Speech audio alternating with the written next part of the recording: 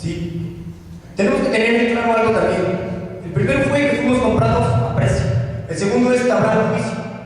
La Biblia dice que todos compadeceremos ante el tribunal de Cristo. Todos. No se exceptúa nadie. Pablo lo dijo en 2 Corintios 5:10, porque es necesario que todos comparezcamos. Comparecer es presentarse a ser manifiesto ante el tribunal de Cristo para que cada uno reciba según lo que haya hecho mientras estaba en el cuerpo, sea bueno o sea malo. O sea, tenemos que tener presente que nuestro caminar habrá un juicio. Y ese juicio va a ser ante el trono de Cristo.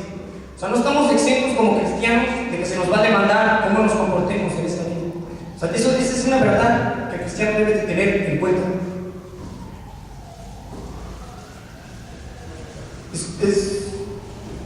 El versículo continúa diciendo, sin acepción de personas.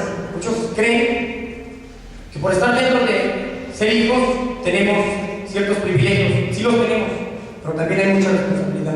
O sea, sin acepción de personas, juzga a Dios.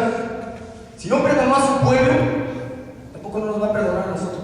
O sea, tenemos que tener bien en cuenta que sin acepción de personas, Dios juzga. O sea, Dios es justo. Y lo que nosotros hagamos es lo que vamos a recibir. Dice el versículo, conducíos en temor todo el tiempo de vuestra peregrinación. El temor no es el temor de un esclavo a su amo insensible, sino el respeto de un creyente a su Dios Todopoderoso. No pensemos que nuestra posición de hijos nos da la libertad de hacer lo que queramos. O sea, dentro de ser cristianos no podemos conducirnos como nosotros queramos, es imposible. O sea, dentro de ser cristianos, si pensamos que porque le llamamos Padre a Dios podemos hacer lo que queramos, es imposible. O sea, tenemos que tener en cuenta conducirnos con temor. Con temor, un temor reverencial. A veces le tenemos más miedo al pastor o al hermano o a cualquier persona más que a Dios. Eso no puede ser. Muchas veces hemos escuchado la verdad y siempre nos la dicen, que Dios nos mira, pero parece que no nos entra. Parece que nos entra, pero se nos sale. O sea, tenemos más miedo al pastor que a nuestro mismo Dios. El versículo continúa diciendo, todo el tiempo de nuestra peregrinación. Para el cristiano, este mundo es pasajero. El cristiano solamente va de pasada. O sea, no, el cristiano no es de aquí. La Biblia dice que somos embajadores en el nombre de Cristo. O sea, si nos damos cuenta, un embajador vive en una patria que no es la suya. O sea, un embajador representa a una patria, pero no es la suya. Nosotros somos embajadores de Cristo. Nuestra patria está allá, es donde también esperamos al Salvador. O sea, aquí, las personas del mundo tienen su corazón aquí, porque pertenecen a este mundo. Nuestro corazón está allá arriba, donde está Jesús. Entonces, va a haber un juicio. Tenemos que tener en cuenta que va a haber un juicio.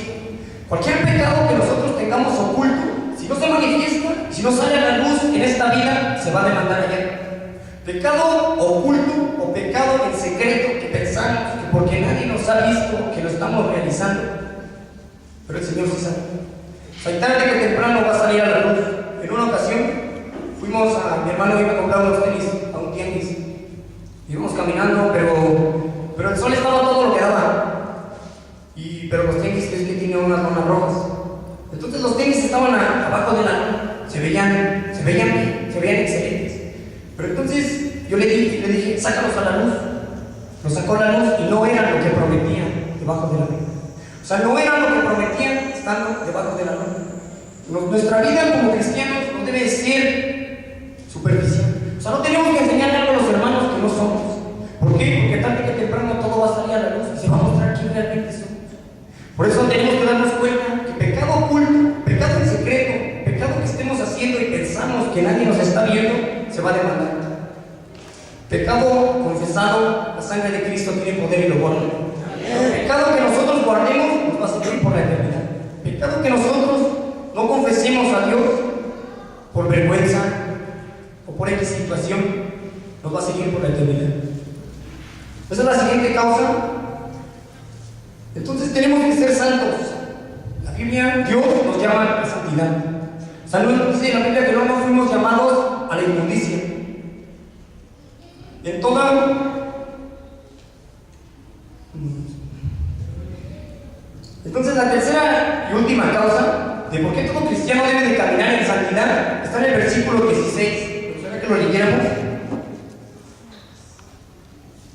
Dice: porque escrito está, sed santos, porque yo soy santo.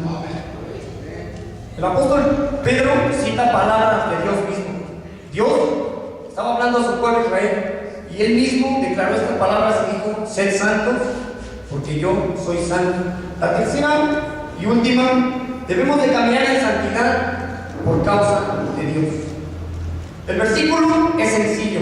El versículo no tenemos que hacer ni pensar demasiado. El versículo es clarísimo. Debemos de caminar en santidad por causa de Dios. Comienza diciendo: sed santos, porque yo soy santo. No dice si queremos, no dice si nos conviene, no dice si tal vez quisiéramos. Dios afirma y dice: sed santos, porque yo soy santo. Dios es santo, todos lo sabemos, o lo hemos leído. El Dios de Israel y el Dios de la iglesia cristiana es santo, a diferencia de los dioses romanos o a cualquier otro. Él no es belicoso, adúltero ni rencoroso. A diferencia de los dioses paganos del primer siglo, Él no es sanguinario ni promiscuo. Él es un Dios santo. O sea, el cristiano muchas veces ignora quién es su Dios. Eso es lamentable. Muchas veces ignora a qué Dios se ha acercado. Ese Dios al cual nos hemos acercado, ese Dios que venimos a ver cada domingo, al cual levantamos nuestras manos, es un Dios santo. La Biblia dice, Isaías lo miró en una visión, y en Apocalipsis se vuelve a retomar las mismas frases, que Dios es santo, santo, santo. O sea, la Biblia nunca dice que Dios es misericordioso, misericordioso, misericordioso, ni bueno, bueno, bueno, sino que Dios es santo, santo, santo. Y ese Dios en el cual tú, en el cual yo nos hemos creído, es un Dios santo. Y Él quiere un pueblo santo. Él quiere un pueblo santo. ¿Por qué? Porque los demás adoran dioses, imágenes. Sus dioses no les demandan nada. Sus dioses de ellos no piden nada. Sus dioses de ellos nos dejan vivir como ellos quieran. Pero nuestro Dios no. Nuestro Dios nos dejó mandamientos, preceptos. Nuestro Dios nos dejó un manual. Son como las cartas de un novio para su novio. Nosotros somos la novia de Cristo. La iglesia es la novia de Cristo. Entonces la Biblia son cartas para saber cómo conducirnos en esta vida.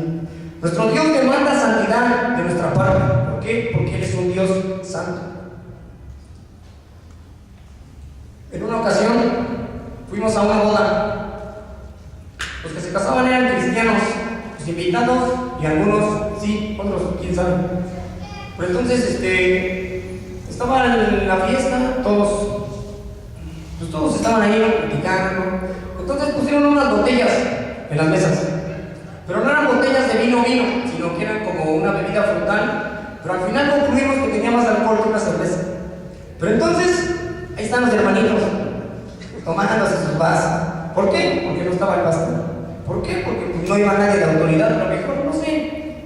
Pero entonces, ya entrada la fiesta, nada más, se paró uno. No lo voy a llamar hermano porque no creo que lo vea. Tamaleando. Si no era alcohol, yo creo que se había tomado unas 10 botellas, me parece así. Entonces tambaleando dijo: pastor, ¿puedo, pastor? Y el pastor le dijo: sí, adelante. Y dijo: llevo 24 años en el Evangelio y nunca había visto nada de eso. La verdad me sentí mal. Da risa, ¿no? Da risa. Pero me sentí mal. ¿Por qué? Porque el pueblo cristiano ignora quién es su Dios. O sea, él no sabía quién era Dios. O sea, él ignoraba por completo a qué Dios se había acercado, a qué Dios levantaba las manos cada domingo. O sea, él lo había ignorado, se perdió, se extravió totalmente. 24 años en el Evangelio y seguía las mismas. O sea, 24 años es una vida, 24 años y seguía igual. Eso no puede ser.